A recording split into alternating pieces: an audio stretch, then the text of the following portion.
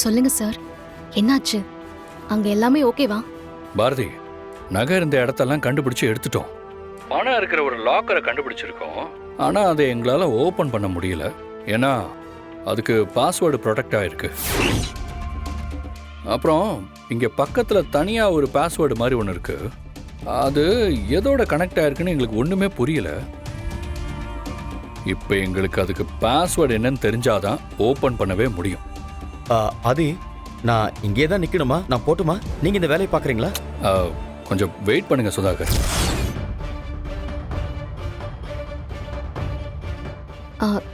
Sir, Sudhakar sir இருக்காரா? ஆமாம் பாரதி. அப்படின்னா பவானி இங்க இருந்து போக முடியாம சுதாகர் சார் அனுப்பி விசாரிக்க சொல்லிருக்கா. அப்படின்னா வீட்ல ரைட் நடக்கிற விஷயம் பவானிக்கு தெரிஞ்சிருச்சு. அங்க இருக்கிற யாரோ தான் ஃபோன் பண்ணி பவானிக்கு இன்ஃபர்மேஷன் கொடுத்துருக்காங்க. பாரதி, லைன்ல இருக்கீங்களா? சார் இருக்கேன் சார். சுதாகர் சார் கிட்ட கொஞ்சம் ஃபோன் கொடுங்களேன். ஒரு நிமிஷம். நாங்க பாரதி பேசணுமா?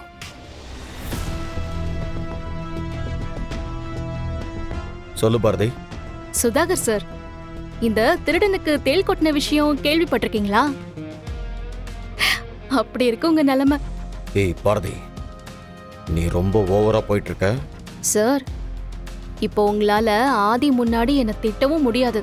மெல்லமா பேசுங்க. ஆதி காதல விழுந்துற போது சார்.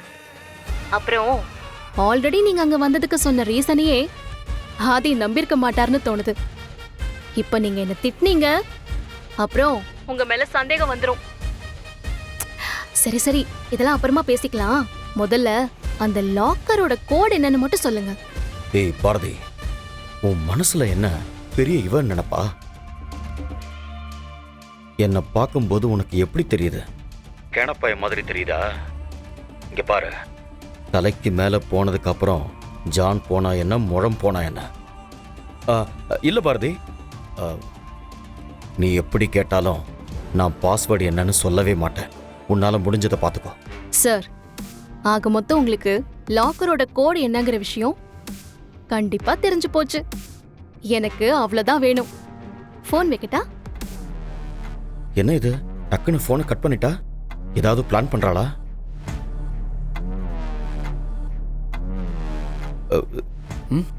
பாரதி என்ன சொன்னாங்க? திரும்ப கால் பண்றேன்னு சொல்லியிருக்கா. ஏய், என்ன பண்ணி வச்சிருக்க? தெரியலையா? உங்க மேடம் பவானிய அழகா தூக்கிட்டேன். இங்க பாருங்க சுதாகர் சார், ஆதியோட வீடு எனக்கு ரொம்ப முக்கியம். அதுக்காக நான் எந்த எல்லைக்கும் போக தயாராயிட்டேன். உங்களுக்கு அந்த லாக்கர் கோட் தெரியுங்கிற விஷயம் எனக்கு நல்லாவே தெரியும்.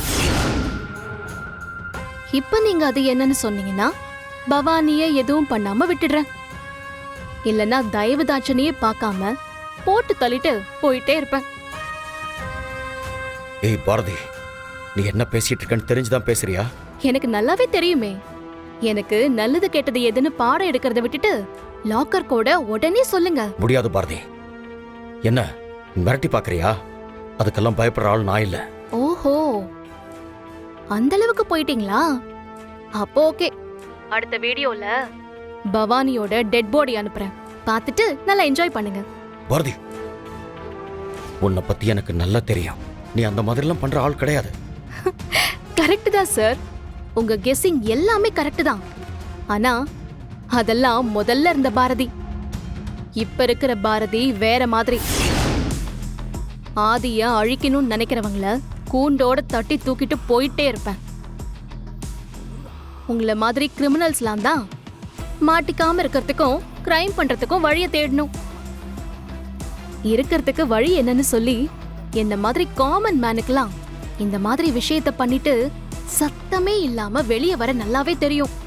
இங்க பாருங்க சுதாகர் சார், பவானியை நான் போட்டு தள்ளிட்டா எனக்கும் ஆதிக்கும் இருக்கிற எல்லா பிரச்சனையும் முடிஞ்சிரும். இப்ப போய் நான் தான் கொன்னேன்னு போலீஸ் ஸ்டேஷன்ல கம்ப்ளைண்ட் கொடுத்தா கூட எதுக்கு எப்படின்னு 1008 கேள்வி கேட்பாங்க.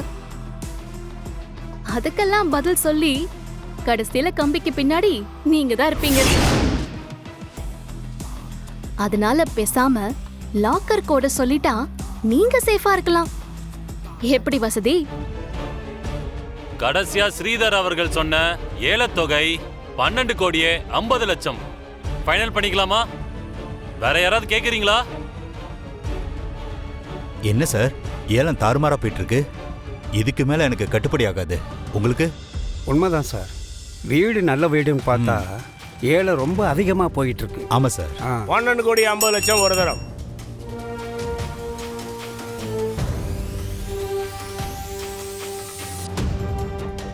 12 கோடி 50 லட்சம் 2 தரம். 12 கோடி 50 லட்சம். 13 கோடியே 1 ரூபாய்.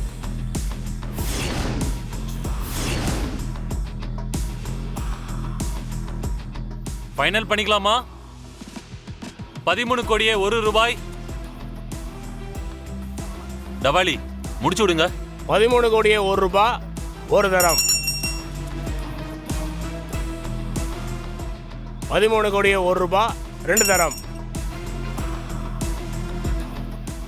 13 கோடியே 1 ரூபாய் 3 தரம்.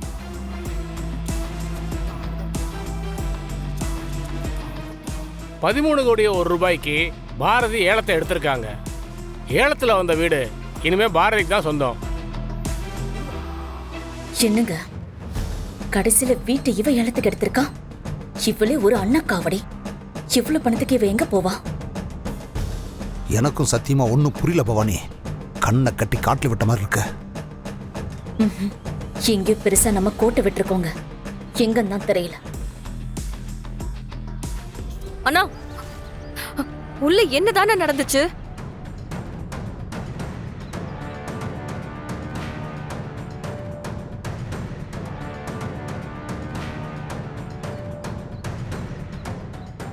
என்னடா சொல்ற? மொத்த பணத்தையும் தூக்கிட்டாங்களா?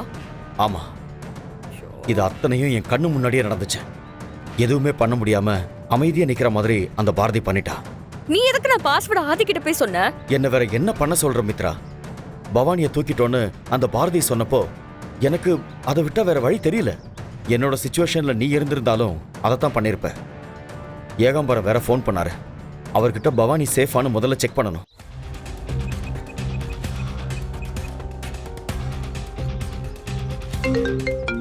ஹலோ சுதாகர், நான் கால் பண்ணப்ப ஏன் ஃபோனை எடுக்கல? சார், நீங்க எங்க சார் இருக்கீங்க? ரெஜிஸ்டர் ஆஃபீஸில் தான். நீங்க அங்கேயே இருங்க சார். நானும் மித்ராவும் இப்ப அங்க வந்துடுறோம். Hello Sudhakar, hello. பேச பேச ஃபோனை கட் பண்ணுறான். மித்ரா, போய் வண்டியில் உட்கார்.